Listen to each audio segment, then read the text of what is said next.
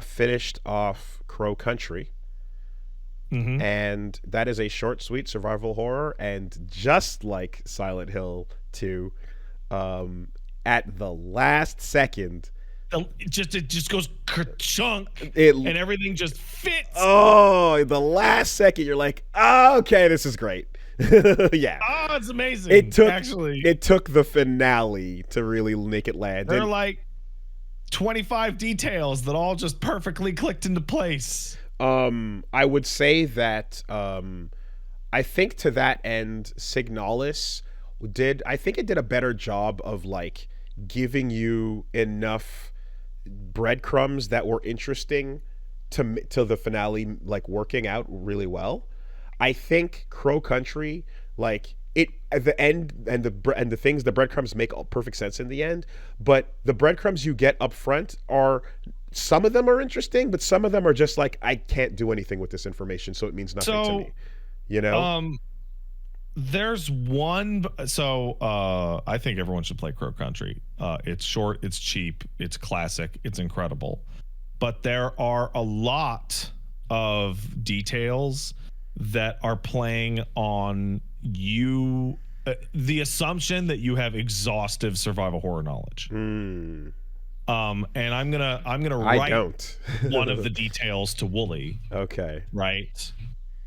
Because it is like it kept bugging me the whole game.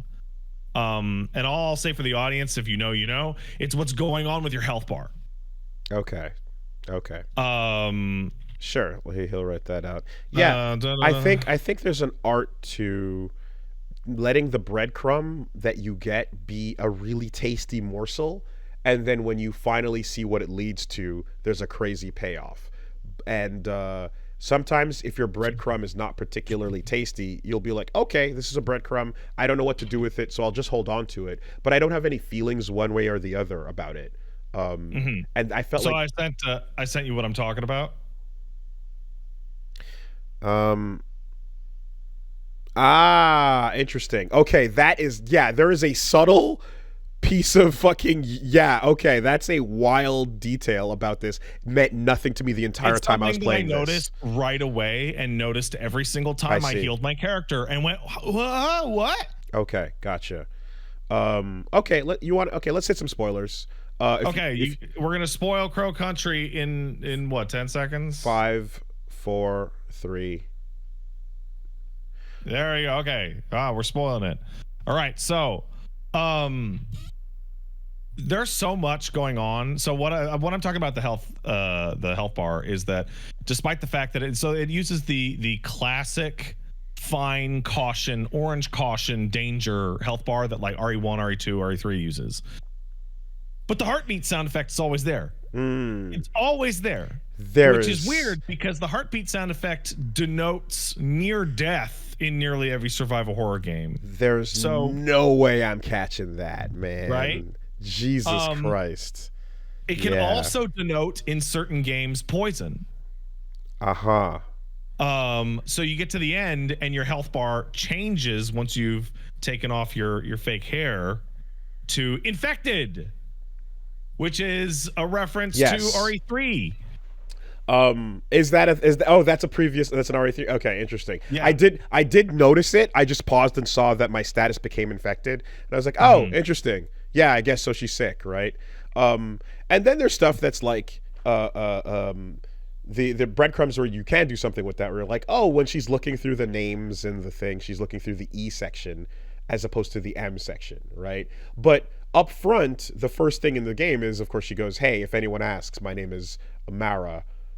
So she's like, the beginning of the game is really funny in retrospect. Straight up to right there, to the point where I was like, it wasn't even a piece of like revealing information to be like, oh, the holy shit, you're gonna have that moment, because it just, the first thing you learn is she's trying to give herself another identity, / she's trying to recap something that she needs to remember. If anybody asks, say your name is Mara. So one of the things that really stands out right away when you go get ammo in the back of your car is that in the back of your car you can just barely make out a box of hair dye. Yeah, hair dye, exactly. But I guess the thing is that like hair dye still didn't mean anything except like, oh, she's got a fake hair color. Okay. There must be a reason for that. Then for me, you meet the first adult, and it's like a person sitting on the ground, and then you never get to stand next to them because you carry them over to the car, and it fades to black and fades to back to him in the car. So you're like, okay, you don't get that. Then you meet the cop, Harrison, and he's huge, and he's giant. You're like, oh, he's a giant cop. And then one NPC later, the lawyer that's banging on the door, and I'm like, you're like, oh, wait a second. Oh, I'm These a child. Are adults. Oh, I'm a child. That's okay. You're like, is this the art style? It's like, no. You're exactly. So that was something that comes in right away, you know. But then as you're kind of looking at things, you're like, oh, okay, here's a number, but we're not gonna. None of these keypads have a 0 on them. I was talking to Susie about this. It is one of the, we're both like marking out the whole game that there is not a single keypad or puzzle in the entire game that lets you punch in the number 0. Yeah. So it's so smart. That's an interesting way of doing that for sure. But definitely until that point, you're like, okay, well, this is a breadcrumb that I don't have anything to do with, because either I'll eventually get a keypad with a 0, or this is just nothing, right? And then it starts being written on the wall a lot, and you're like, oh, this is more than just a secret key code to something. It's actually got its plot significance, so we'll see. But there were quite a few moments of like just sustained I don't know what this is, but I guess we'll see where it lands, you know. And that final conversation, of course, because all the characters being sketchy and the whole thing about, you know, the gold and such is all like still building up a very clear like, oh, bad things. I was so impressed. I thought the gold was going to be a completely separate storyline about the funding of whatever nightmare bullshit you got going on down here. Could have been. I did not expect it to be actually the core of the issue. It certainly could have been. And the way it plays out, where they connect the two quite well together by the end of that for sure, and becomes, of course, the major problem. The characters and the sketchy people you're meeting and everyone being suspicious. Again, you're like, all right, including your own character. Yeah, suspend disbelief until further notice. You know, the cops being sketchy, right, etc. But something that was really cool was just like, okay, so what is our problem here? Take your pick, whether you want to go with a climate change analogy or a fossil fuel analogy, but like the future is calling and saying there is bad things you need to stop. Calling and saying leave the future, get out of here. And one fucker is like, yeah, but what about me though? Got me mines, getting rich, getting good. Everybody shut up. Don't worry about it. And like, it's far enough in the future that you're like, well, that's barely 1 or 2 kids from now, but I'll be long gone.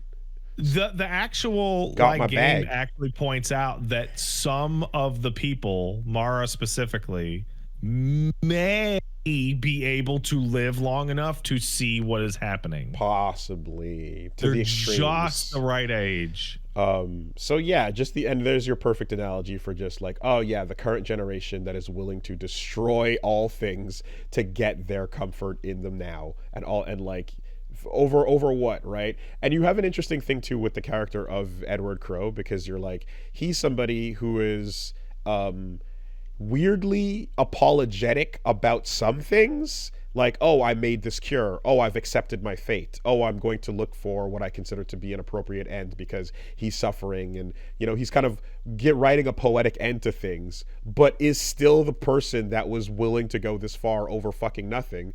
And a nice touch that is interesting is like, they don't open up the letter he wrote to his daughter, but you can only imagine what that would say, because what does someone who is currently destroying the future say to the person he's leaving the future to? Yeah. Right? What the fuck does that letter look like? There's something about the timing of sick ass, there's gold here, to realization, to fuck it, gold though, to oh man, yeah wait a second. And I think it's important too that his dad is the one that found it. He inherited it. He didn't even do anything. He didn't set this whole thing up. He just took over the reins, and now he's used to that, and now he's like, well, we can't stop this, you know. So it's more of the like, yeah, but we've been on this train, it's been fine, let it continue to be, you know.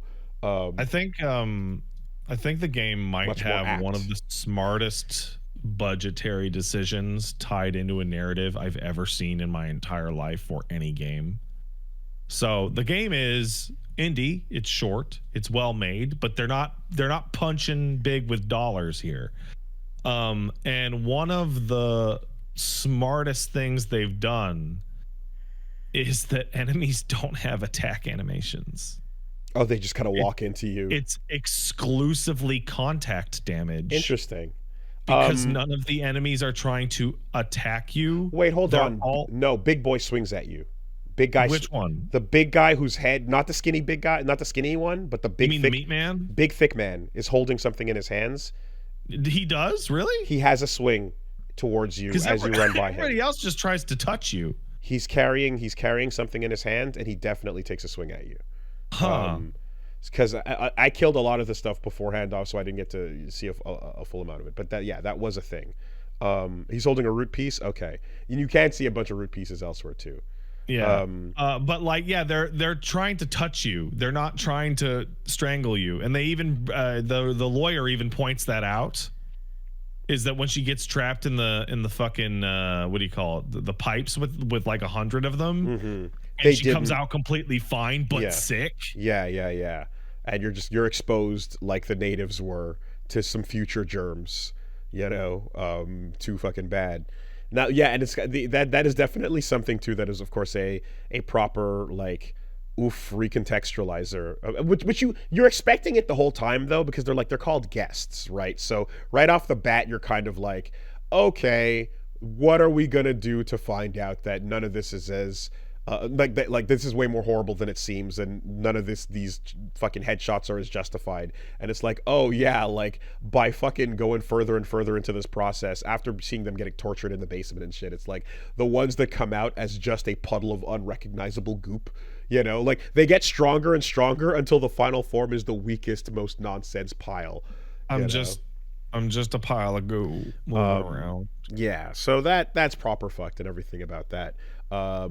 And then what I really find especially strong too here is the closing lines, where you're like, oh, you've been saving this entire time. Well, here, now that we're talking about the context of the future, I feel something of curious mix of hope and dread. Maybe everything will be okay. Maybe it won't. Roll your fucking credits. That was great. I also that final sequence right before the final boss where you lay out all your stupid items on a table. Yep. And I remember reminisce. that. Oh, you remember that stupid key? Yeah. I love that. And I remember emptying my pockets in Silent Hill, and it's like, oh no, I don't like this feeling. But like, yeah, that was another like, okay, oh, this thing from the genre, losing your full inventory that's been important to you the whole time. It is interesting because coming at this as, again, genre outsider, catching a couple of these references, but not to the fullest. Yeah, I think I chalk it up as just like, yeah, pretty fucking good. It's short and great. sweet. I do have, again, things that there's problems there that I wish weren't. The dumbness of, again, that one mushroom puzzle. I had a weird bug where the final shot you take on Ed Crow, like, it just didn't connect. So I shot a couple bullets of different kinds, and none of them worked till I just had to flamethrow him, and then I got So big old tension killer right there. And I already talked about the mask in the well and stuff like that. So yeah, it is it is something where I do wish that like the flatline slow increase into I guess it is a sine shape, right? That just shoots up. I do wish there was a bit more of a gradual incline and a couple more meaty things to chew on as you approached the finale. But I still think it was quite enjoyable, especially once you get there. But I definitely feel like just again to compare it to Signalis, which is the most recent indie survival Signalis thing. is like perfect. Yeah, and but I just all that to say, just like learning about the profiles of the characters and the types and the things that were happening and such, I was very invested. So that by the time the finale hit in that, I was like, oh shit, like you feel for the characters in the setting and why they're there and what they went through, massively so. Here you get a bit of your near one sort of thing of like recontextualize the whole game and then recontextualize what the motivations were, but you're just kind of question marking everything up until that point, you know. And I like when there's a few more things stabbed into the map, you know, so to speak. Anyway, it was good. It was good.